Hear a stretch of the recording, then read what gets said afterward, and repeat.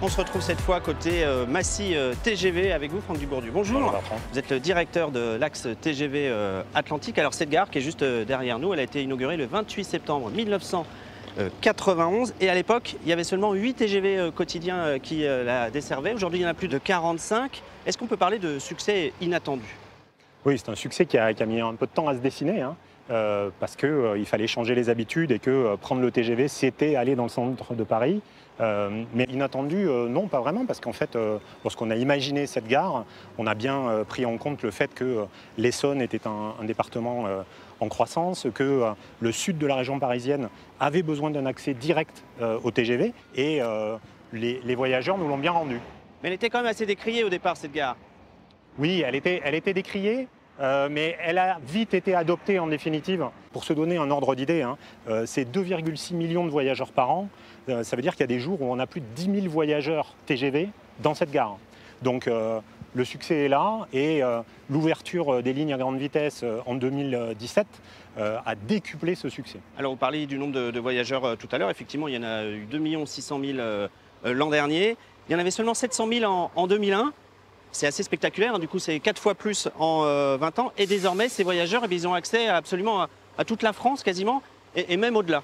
Exactement, ils ont accès à toute la France et même au-delà. Quand on a débuté en 91, il y avait des Lyon-Nantes et des Lyon-Rennes.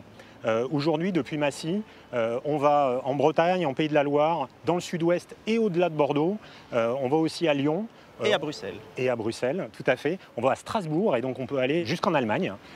Et donc voilà, c'est vraiment une plaque tournante pour le sud de la région parisienne. Alors cette gare, c'était la première gare francilienne TGV hors de Paris en 91, on l'a dit. Elle a été suivie en 94 par une deuxième gare, celle de Marne-la-Vallée. Est-ce que vraiment l'objectif a été rempli, à savoir désengorger les gares parisiennes qui, on le sait, sont toutes saturées? Incontestablement. Aujourd'hui, encore une fois, 2,6 millions de voyageurs. Si on avait 2,6 millions de voyageurs en plus à Montparnasse, ça ne passerait pas. Donc, bien évidemment, ça a permis de désengorger les gares parisiennes. Ça a permis aussi d'accélérer les temps de transport. Depuis Massy, pour aller à Bordeaux, par exemple, c'est moins de 2 heures. Et du coup, ça vous a donné l'envie d'en créer une troisième, cette fois du côté de Pont-de-Rungis. Oui, voilà, c'est ça. Alors, ce sont des idées, des plans qui pourraient voir le jour au début des années 2030. C'est un projet majeur. Tous les trains qui aujourd'hui sont province-province, c'est-à-dire Bretagne vers l'est de la France ou Bretagne vers le sud-est par exemple, desserviront les deux gares. Donc ça c'est quelque chose d'important, ça veut dire qu'on ne va pas sauter l'arrêt Massy. Massy continuera à être desservi. Alors pour aller à Marne-la-Vallée-Chessy, depuis Massy, il y a deux solutions. Il y a le B et la A, à peu près 100 minutes. Et il y a le TGV qui part d'ici, qui fait des allers-retours. Il y en a exactement 8 par jour qui font Massy, Marne-la-Vallée-Chessy.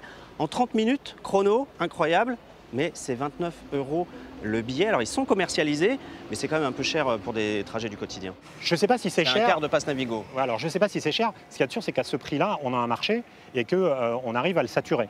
C'est une trentaine de places par train.